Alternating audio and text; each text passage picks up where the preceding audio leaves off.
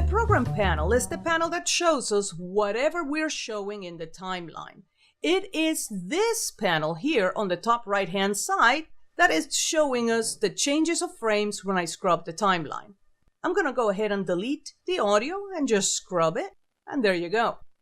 I can change the display of the program panel. I can maximize it by simply hovering the mouse on top of it and pressing the tilde key. There you go.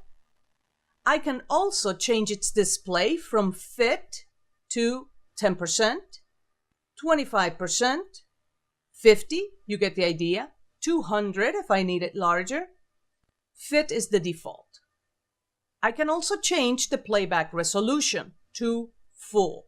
What that means is that during playback, it's going to display every single pixel. The default is half.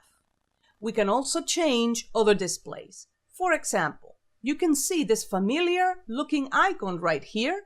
If you hover on top of it, the tooltip will say Settings. If you click on it, you're going to see that you can change from composite video to scopes. You can show the scopes in this view. Multi-camera monitor, much more on that later.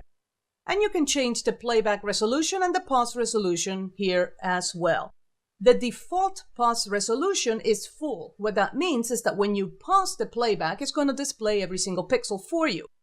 I will go back to composite video. Other options that we have in here are loop. Yes, you can loop your playback. You can show the closed caption in display. More on that later.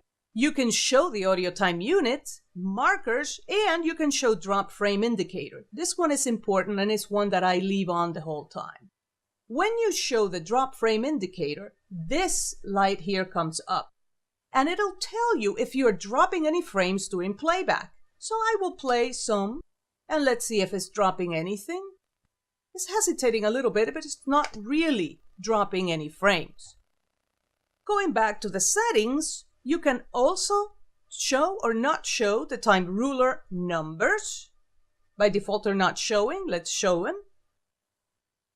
You can show transport controls or not. For example, you don't need the transport controls. The spacebar will play and pause. Also, J, K, and L work in here. K, stop, L, place. If I play again, it goes twice as fast. Look at my drop frame indicator. It's showing me that some frames were dropped. In this case, exactly 16 frames were dropped. I can keep on playing. I can pause by pressing the K key. I can go backwards by using J. And I can go backwards faster by pressing J again. And you can see now how I am dropping some frames. Pause by pressing K. I can press and hold K, and I usually do it with one hand, but I'm going to use two just to show you. And then I can press L, and it'll go slow motion.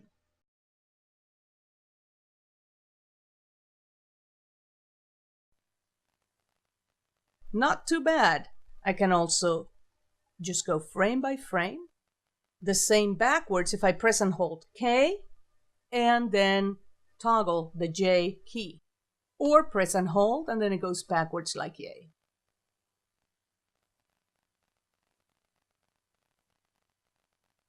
Release, it keeps on playing, spacebar pauses.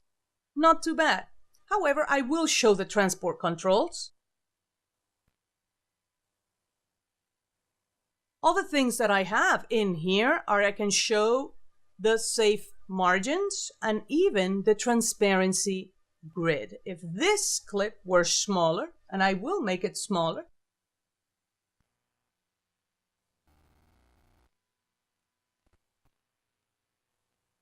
you can see a transparency grid pretty much like Photoshop's. I will maximize it so you can see it better, and I'll change this to fit.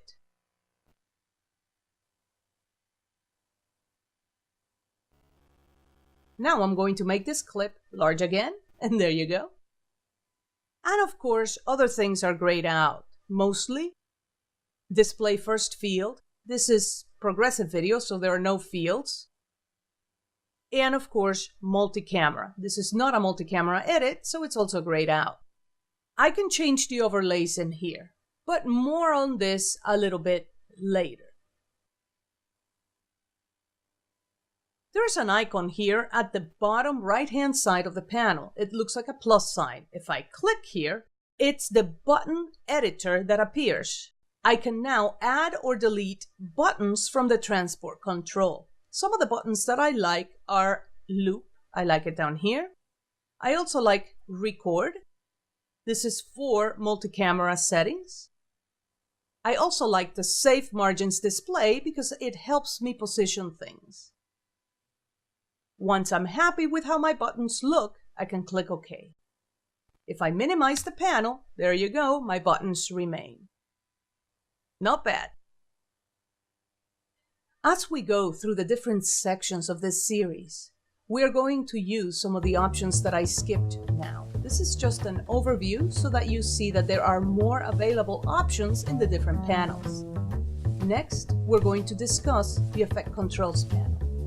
See you then.